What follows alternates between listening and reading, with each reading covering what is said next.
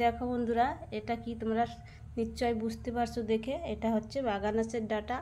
আর এই ডাঁটাটা কিন্তু বাজার থেকে আনা হয়েছিল, অনেক দিন হয়ে গেছে। ডাঁটাটা কিন্তু শুকিয়ে গেছে, আরও অনেক মোটা ছিল, শুকিয়ে কিন্তু চিকন হয়ে গেছে। কিন্তু এটা তো মাছ ছাড়া ভালো লাগে না, তাই আর রান্না করা হয় না। তো মাছ বলতে তো মাছ সব দিনই ঘরে আসে, কিন্তু চিংড়ি মাছ আসে না। তো আজকেরা তোমাদের দাদাভাই দেখো নিয়ে আসলো চিংড়ি মাছ। এখানে 500 চিংড়ি মাছ আছে। তো ভাবলাম যখন বাগানাসের ডাঁটার জন্য চিংড়ি মাছ এসেই গেছে, তাহলে আর চিন্তার কোনো কারণ নাই। আজকের আমি এই বাগানাসের ডাঁটা দিয়ে আর এই চিংড়ি মাছ দিয়ে খুব সুন্দর একটা রেসিপি বানাবো। তা তোমরা সাথে থেকো আর দেখতে থাকো। আর আমি এই মাছগুলি কেটে কুটে পরিষ্কার করে নিয়ে আসি, আর এই ডাঁটাটাও কেটে নেব। কাটাটা তোমাদের দেখানো হবে না, কেননা আমি তো কাটবো। তো মোবাইল ধরার মতো কেউ নাই আমার কাছে, তো আমার একাই ভিডিওটা বানাতে হবে, যেহেতু তোমাদের আমি কাটাটা দেখাতে পারবো না। তা তোমরা সাথে থাকো, আমি কেটে কুটে রেডি করে আবার চলে আসছি তোমাদের সামনে। এই দেখো বাগানাসের ডাঁটাগুলো কাটা হয়ে গেছে আমার। আর এইভাবে আমি গোটা গোটা করে কেটে নিয়েছি, কেননা এটা সেদ্ধ দিতে হবে, তার জন্য আমি আর বেশি ছোট করতে গেলাম না। আর এই যে দেখো, এই পাশে আমি জল গরম বসিয়ে দিয়েছি, এর ভিতরে আমি সেদ্ধ দেব। আর বন্ধুরা, এইভাবে রান্নার কারণ হচ্ছে, দেখো এইভাবে রাঁধলে যারা কচু খায় না, খেতে পছন্দ করে না, তারাও কিন্তু চেটে পুটে খাবে। বিশেষ করে আমাদের বাড়ি আমার ছেলেই কিন্তু এটা খেতে ভালোবাসে না, ও কচু টচু কিন্তু খায় না। তার জন্য আমি আজকের এইভাবেই রান্নাটা করব, যাকে ও বুঝতেই পারবে না যে মা কী রান্না করেছে, তাও খেয়ে নেবে। তা যাই হোক, তোমরাও কিন্তু এরকম করে রান্না করো। যদি তোমাদের ঘরে কেউ খেতে ভালো না বাসে, তাহলে কিন্তু তোমরা কচু এরকম করেই রান্না করে দিতে পারো, তাহলে কিন্তু ওরা খেয়ে নেবে। তো আমি এখন এই কচুগুলি সেদ্ধ করে নিই। এই যে দেখো, কচুগুলি ভালোভাবে কিন্তু সেদ্ধ হয়ে গেছে। এবার আমি জল থেকে তুলে নেব। এই যে দেখো, কচু থেকে আমি জলটা ছাড়িয়ে নিয়েছি। এবার আমি গ্রাইন্ডারে বেটে নেব।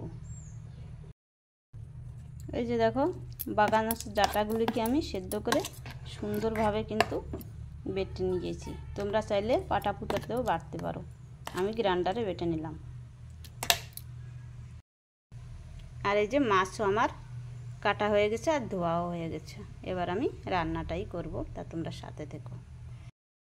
এই দেখো, আমি এই রান্নাটা করার জন্য পেঁয়াজ, রসুন আর আদা কেটে নিয়েছি। এবার এটাকে আমি গ্রাইন্ডারে বেটে নেব।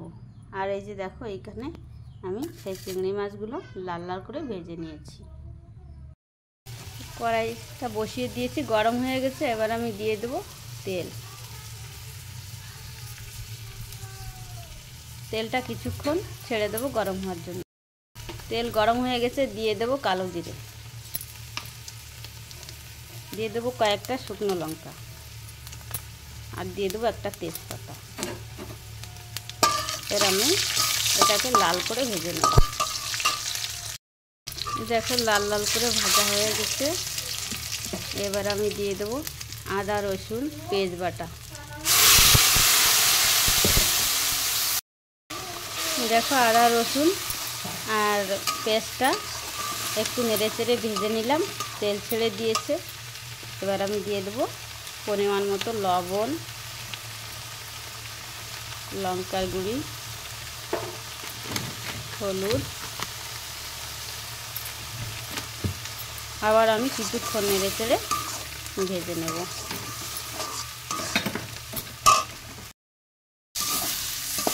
এই যে দেখো, সব মশলা ভাজা হয়ে গেছে, মশলা থেকে তেল ছেড়ে দিয়েছে। এবার আমি দিয়ে দেবো সেই বাগানাসের সেই ডাঁটাটা, এই যে বেটে রেখেছিলাম, এটা নেড়ে চেড়ে মিশিয়ে দেব।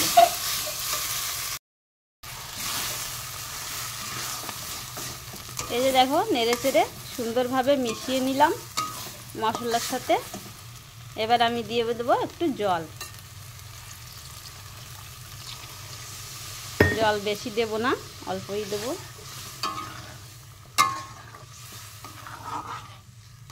আবার জলের সাথে মিশিয়ে নিলাম। আবার আমি কিছুক্ষণ ছেড়ে দেবো ফুটে ওঠার জন্য। এই যে দেখো, কিছুক্ষণ আমি ফুটিয়ে নিলাম সুন্দরভাবে। তো এবার আমি দিয়ে দেবো সেই ভেজে রাখা এই যে মাছ। নেড়ে চেড়ে একটু মিশিয়ে নেব।